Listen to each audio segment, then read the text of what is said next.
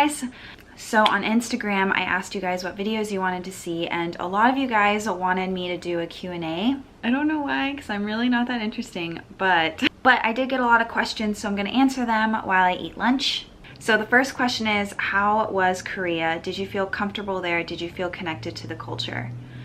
I really liked Korea, but I didn't feel like I was like a part of Korea. I really felt like I was just like I didn't belong, and it was mostly because I didn't really know the culture, and I don't really know how to speak the language.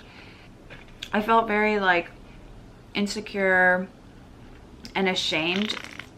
That sounded really gross. I felt very insecure and ashamed that I didn't know how to speak anything. Getting a taxi, going shopping, I was really nervous the whole time because I can understand what they're saying, I just can't speak back. So yeah, that's pretty much how I felt a lot of the time in Korea.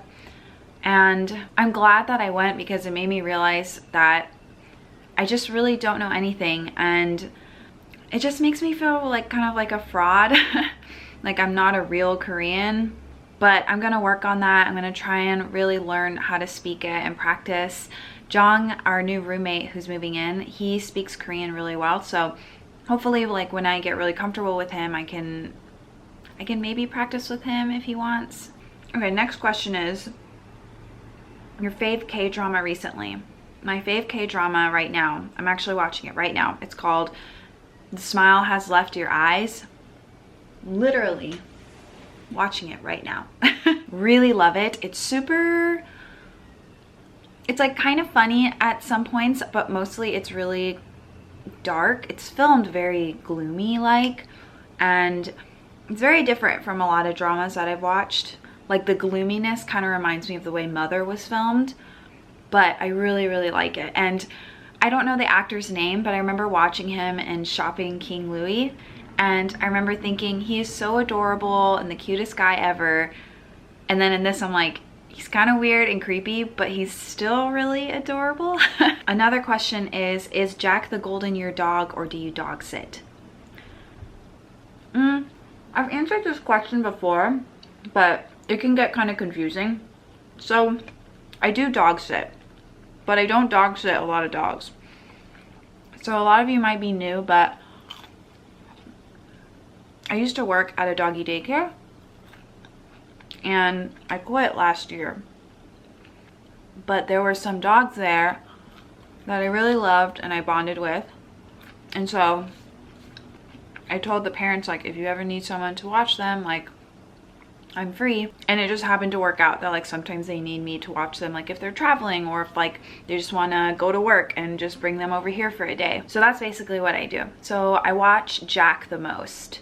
His mom likes to bring him over here a few times a week, and so I watch him a lot, and she travels a lot, so he stays here a lot. I love him so much. Like I love him as if he were my nephew, and he really gets along with Pepper. Like Pepper isn't really a dog's dog. Like he doesn't really play with other dogs. He doesn't roughhouse with them. Mind you, he's 11 years old now, so I don't expect him to be like that. But with Jack, like he actually plays with him. Like sometimes he'll play tug of war with him, and that's just not something he does. So I think him and Jack get along really well, and Jack really respects him. Like whenever Pepper wants a toy, Jack will always give it up to him. He's very respectful of Pepper's food, Pepper's space, and I just don't find a lot of dogs like that when they come over. They're very like up in Pepper's business and like, you know, a typical dog thing, but Jack is very respectful, and I like that. Anyways, that was a lot on Jack. Can you tell how much I love him? So another question is, what does Jimmy do for his job? I feel like I've already said this before. I don't want to say where he works because I don't know if he wants me to, but he's a product manager, and I honestly don't know what that means. But that's why you guys don't really see him in my Insta stories during the day over the week, because he has a regular job and goes to work.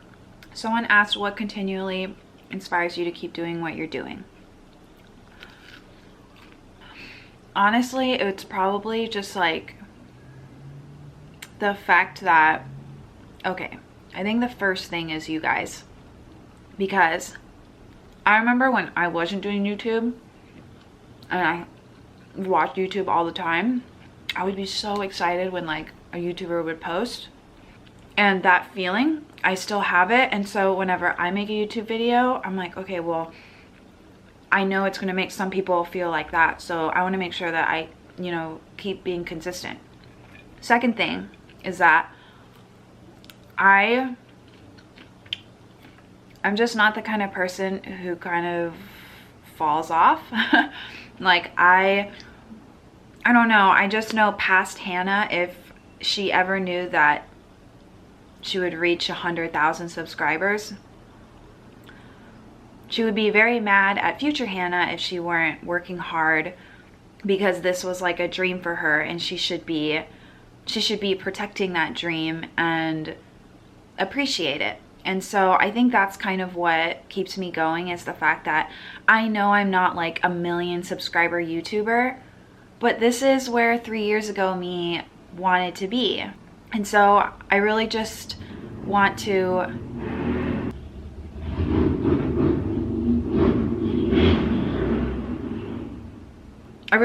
make sure that I'm doing the best with what I have and work really, really hard. I don't know if that makes sense, but I hope it does. How do you stay positive on a daily basis? I'm not really that positive. I like to smile and laugh a lot, but I'm not really that positive of a person. Lately, I've definitely been feeling a lot more negative. And I really don't like this about myself right now, but I'm very quick to be upset with someone. I've always been quick-tempered, but lately I've been even more quick-tempered. And I just find myself being irritated a lot easier. I don't really like that about myself right now, because I don't know, they're just like, just doesn't make me feel like a nice person. So I'm working on that. I don't really know how to like stay positive all the time. I do try my best to be the nicest and kindest I can be, but like I said, lately I just don't know why. My temper has been really getting to me, and it's not good. So if I figure out a way to not be so angry so quickly, I'll let you know. But yeah, that's like my most negative quality, I think, is that I have a quick temper. Corey asked, how you doing? I'll never actually say this to his face, but I really miss him. How to deal with toxic friendships. I really have to think about this. The thing is like, if they're a bully, you should definitely not be friends with them anymore. But if it's like a friend who's going through a rough time and maybe they're lashing out at you, obviously that's not good, but you shouldn't ghost them. I think you have to be honest with your friends and tell them. I just feel like you have to know your friend in order to talk to them. Like, I know a lot of people are like, if you have a toxic friend, like, cut them out. But I just think that's too aggressive. Like, you don't know. Like, if you've been friends with someone for a long time and you know who they are, and then they're kind of like changing, and maybe it's not a good change for you, I think you should talk about it with them first, and then you can kind of like gauge and see if this friendship is meant to continue, you know?